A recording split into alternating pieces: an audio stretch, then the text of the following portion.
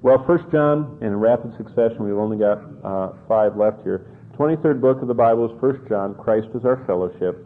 1:3 says this, that which we have seen and heard declare we unto you, that you also may have fellowship with us. And truly our fellowship is with the Father and His Son, Jesus Christ. Christ is our fellowship. Christ is the one that reveals the Father to us. Christ is the one that opens the door of fellowship with other believers. Christ is the one, and by the way, you know what fellowship means? Koinonia. We think of coffee shops and, koinonia, ladies having tea and stuff like that. You know what the word really means in the New Testament world? Marriage. It was the ultimate partnership.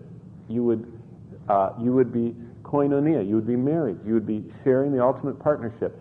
And so Christ is our beloved. We are betrothed to Him. We are going to marry Him, and we should conduct ourselves in a manner fitting to the one we're going to marry. How would you like it if you were going to marry someone? In fact, I was just reading Warren Wiersbe this week, and he said that he was at a wedding. And when the wedding got over, the bride came out, and she was walking across with her husband across the street to the limousine, and all of a sudden a horn honked, and there was a car with its motor running on the other side of the street, and the door opened, and she bolted from her groom, or her husband, and jumped in the car. It was her old boyfriend, and she decided at the end that she had to go with him, and she drove off with him. And Wiersbe said, needless to say, the guy annulled the marriage. But the idea is, how often do we bolt from Christ? Because we must not love the old one, the world, the flesh, the devil. We have to be faithful to Him. He's our fellowship, and our fellowship is with the Father through the Son. 2 John, Christ is our source of separation. Verses 10 and 11 says, if anyone comes to you and doesn't bring this doctrine, don't receive him into your house, don't greet him, for he who greets him shares with his evil deeds. 2 things, and a lot of people say, well, I'm strong enough, I can have the cults into my house, and I'll deal with them. 2 problems with that.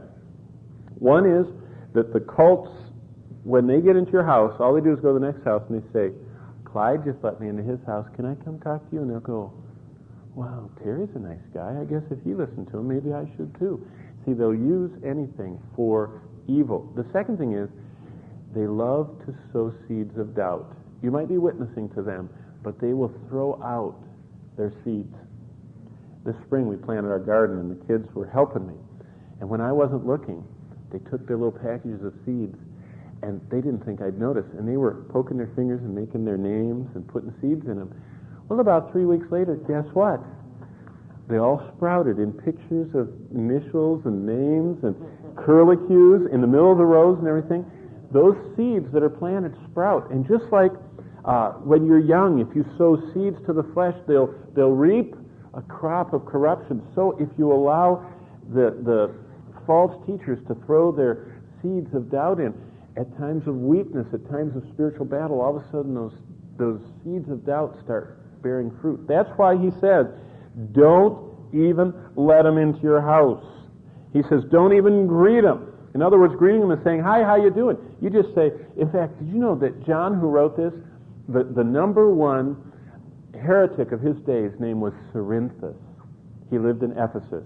He was the founder or the father of Gnosticism. He's the one that, he didn't think of it, but he spread it in the ancient world. He was the primary proponent of what we would call Mormonism today. Back then it was called Gnosticism.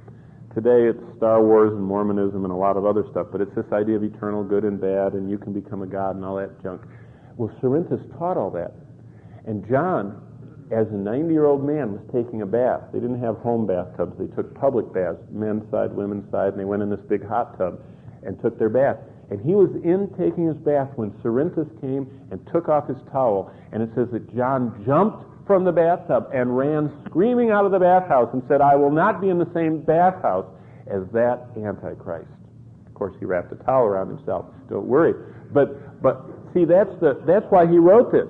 He said, if someone comes to you and denies the doctrine of Christ, don't let him in your house. Don't greet him. If you even greet him, you're sharing in his evil deeds. How? Because you're giving him credibility.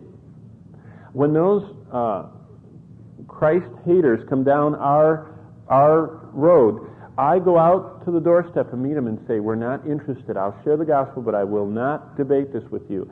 And I do it out on the front steps so my neighbors can see it, because you know what? They know I'm a pastor. And if I'm smiling and shaking their hands and taking some stuff and giving them a little candy bar or something, and trying to be real friendly, it adds to their evil. And be careful. 2 John warns us. 3 John, Christ is our source of genuine prosperity. There is prosperity. It's not so much physical as it is spiritual, but verse 2 says, Beloved, I pray you may prosper in all things and be in health as your soul prospers.